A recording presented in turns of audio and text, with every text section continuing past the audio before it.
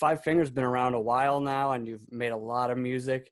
I want to know, what's your personal favorite album and why? Afterlife. The new one. Oh my Lord, dude. This is one of those moments where you have to be really delicate about what you say, because I don't want to give anything away, but I also don't want to seem like this is some kind of push for our new record, because it's not. This is the most elite piece of art I've ever had anything to do with.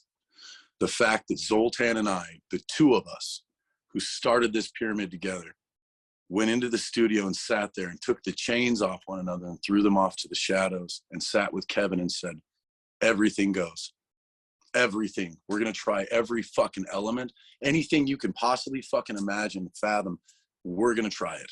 If it doesn't work, it doesn't work. It'll iron itself out. But we are going to experiment. We're going to be fluent. We're going to be refreshed, and we're going to enjoy what the fuck we do anymore without compromise, without any inflictions from outside sources. No hindrances. If you can imagine it, we're going to do it. And that in itself made this album ridiculously fucking amazing for me. Like, I just got goosebumps. It's just one of those, you can't put it into words. It would honestly dumb it down, and I refuse to do that. Afterlife, hands down, is my favorite album. No question. I can listen to it front to back without even fucking skipping a beat on it. And I'm still hearing stuff in it. I'm like, damn, that's pretty good. That was really good. You know, so those are the things you look for as an artist, man. You want to paint your Picasso, you know, you want to realize to some degree that you're accomplishing something, because again, just like addiction, nobody in our industry is ever going to come along and go, good job, you did another one. Right on, man. So minus the fans, of course, but you always have to kind of know how good or how bad something is. So Afterlife, hands down. See, there's one of those long-winded answers again, bro. How'd you like that? Didn't mind it one bit.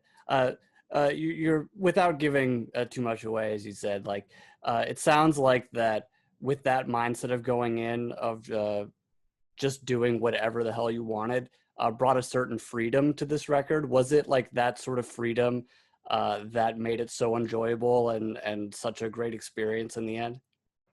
Hands down. Anytime you're working or you do something, you know, you as a writer, you don't like to have people come through and edit all your shit. You know what you want to say. I'm sure you have a decent vocabulary, right?